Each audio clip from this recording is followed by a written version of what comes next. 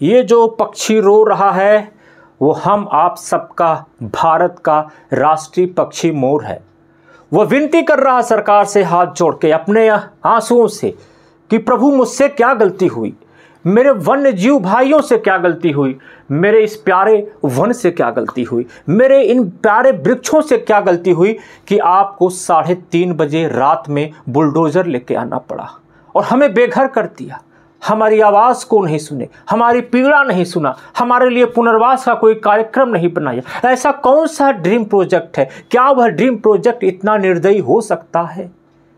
इन सभी बातों पर हम आपसे चर्चा करेंगे।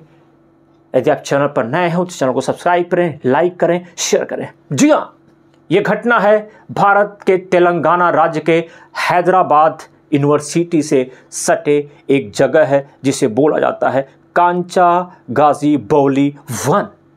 यह 400 हेक्टेयर में फैला हुआ है मित्रों, और सरकार यहाँ पर एक ड्रीम प्रोजेक्ट अपना लाना चाहती है। उस ड्रीम प्रोजेक्ट का नाम है IT पार्क इंफ्रास्ट्रक्चर। गवर्नमेंट का कहना है कि इससे रोजगार बढ़ेगा। तो क्या अगर इसको नुकसान पहुंचाने से, इस जंगल को, इसकी जैव विविधता को नुकसान पहुंचाने से रोजगार बढ़ेगा, तो किसानों की क्या गलती है जो पराली जलाते हैं? उन हिंदुओं की क्या गलती है जो दिवाली में पटाखे फोड़ते हैं? उससे तो ज्यादा हानि इस IT पार्क को खड़ा करने में होगा। जी हाँ, और कहा जाता है कि इस वन में 450 से 500 प्रजातियां पाई जाती हैं। अपने आप में एक बड़ा जैव विविधता से संबंधित क्षेत्र है। क्या जैव विविधता के कानूनों का अनुपालन किया जा रहा जो 1972 में पारित किया गया था? आज शेर का राजा कह रहा महाराज बख्श दीजिए, हम जंगल के राजा नहीं हैं, जंगल की राजा तो सरकारें हैं जो हमें, हमारे घरों को काट देती हैं, हमें छिन्न भिन्न कर देती हैं और वहां पर एक टाउनशिप स्थापित कर देती हैं। ये आवाज उन हाथियों के चिहाड़ की है जो कहती है कि मैं सड़क पे नहीं आना चाहती, मैं समाज में नहीं जाना चाहती, मैं तो अपने घर में रहना चाहती हूं, लेकिन मेरे घर को तोड़ा कौन? मैं तो खुद बंजारा की तरह से घूम रही हूं इधर उधर। ये आवाज उन पक्षियों की है जो कहते हैं साहब पेड़ तो हमारा घोंसला है, हमारा घर है, अब हम कहां जाएंगे, कितना दूर उड़ेंगे, कब तक उड़ेंगे, हमारी सुरक्षा का क्या? महोदय, दिल पसीज जाता है जब आप इन वीडियो को देखते हैं। मैं नहीं कहता कि आप इसे सब्सक्राइब करें, लेकिन कहूंगा कि इसे जरूर शेयर करें। अगर आज आप नहीं उठे तो कल आपकी बारी। कैसे? चूंकि वृक्ष क्या देते हैं? ऑक्सीजन। अगर वो ऑक्सीजन ना मिले तो हर व्यक्ति मर जाता है ऑक्सीजन की कमी के कारण।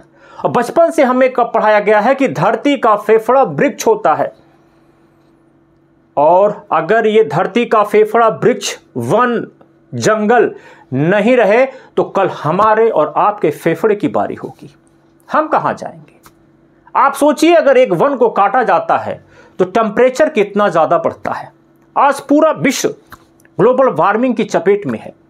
तो क्या हमें ऐसे IT पार्क या जहां हम रोजगार देने की बात कर रहे हैं उसका विकल्प नहीं ढूंढना चाहिए? तो आंसर होगा सारे विकल्प होते हैं, लेकिन कुछ जिद होती है।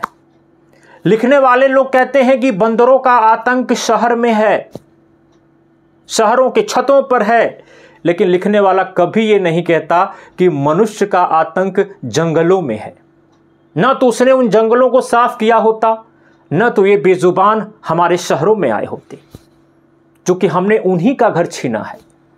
और मुझे दुख है कि पेटा जैसी संस्थान शांत है, जो हमेशा बात करती है जानवरों के अहिंसा में इत्यादि। मैं हस्तब्ध हूं कि वेगन जैसी जो लोगों को भोजन की प्रक्रिया में चेंजेस का रूप लाती है, वीगन, वो शांत है। तमाम ऐसे NGO शांत हैं। लड़ कौन रहा है? उस हैदराबाद यूनिवर्सिटी के चंद बच्चे। आपको उनके लिए आवाज उठाना है, नहीं तो कल उन वन्यजीवों का, वनों का क्षण होगा तो कल आपके आसपास भी वनों का क्षण होगा। उस दिन मत कहिएगा कि ग्लोबल वार्मिंग फैल रही है। शायद आपको एक मौका मिला था इस ग्लोबल वार्मिंग के प्रति आवाज़ उठाने का, आपने नहीं उठाया। मैंने तो अपनी ड्यूटी पूरा कर लिया, अब आपकी बारी है।